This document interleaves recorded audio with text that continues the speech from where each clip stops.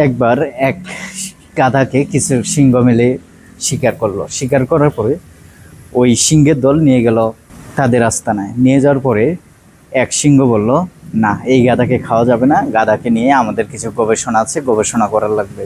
তো বাকি সিংহরাও রাজি হয়ে গেল। কিছুদিন ওই গাধাকে তাদের কাছে রাখা হলো এবং কি সেই গাধার বিশ্বাস জোগানো হলো। তো এক সময় ওই গাধাকে ফেরত পাঠানো হলো তার গাধার সেই দলের কাছে। তো এবার গাধা ফিরল ঠিকই, কিন্তু গাধা সিংহের বেশে ফিরল। বাকিরা সবাই ওই গাধাকে ভয় করতে লাগলো, কারণ ওই গাধার সঙ্গে সিংহরা সাথে ছিল। আর গাধা ভাবতো যে আমি সিংহদের সাথে আছি, মানে আমার অনেক প্রভাব, আমি অনেক শক্তিশালী হয়ে গেছি। কিন্তু গাধা জানতো না যে সে ওই সিংহদের কাছে এখনো সেই গাধাই আছে। তো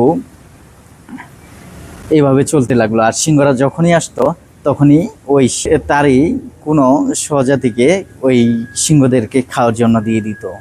তো এভাবে চলতে লাগলো। তো সমস্ত গাধারা একদিন তারই কোনো স্বজাতিকে ওই সিংহদেরকে খাওয়ার জন্য দিয়ে দিত।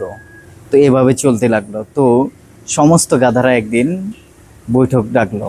বৈঠক ডাকার পরে সব গাধারা মিলে সিদ্ধান্ত নিল, যাই হোক, আমরা আর কেউ ওই গাধার কথা শুনবো না। এরপরে ঠিক তাই করা হলো। তো পরে যখন আবার সিংহরা আসলো তখন কোনো গাধাই ওই গাধার সাথে গেল না। ওই গাধা সিংহের কাছে গিয়ে বলল, এখন আমাকে আর কেউ ভয় পায় না, আর আমার কথাও কেউ শুনে না, এই জন্য আমি কাউকে আনতে পারিনি।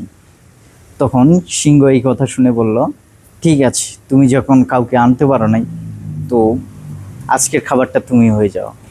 তো কি বুঝলেন বন্ধুরা, আমাদের সমাজে, আমাদের প্রতিটা সমাজে এমন কিছু গাধা আছে যারা নিজের সামান্য ফায়দার জন্য নিজের সমাজকেই বিপদে ফেলে, আর পরিশেষে তারা নিজেও বিপদে পড়ে।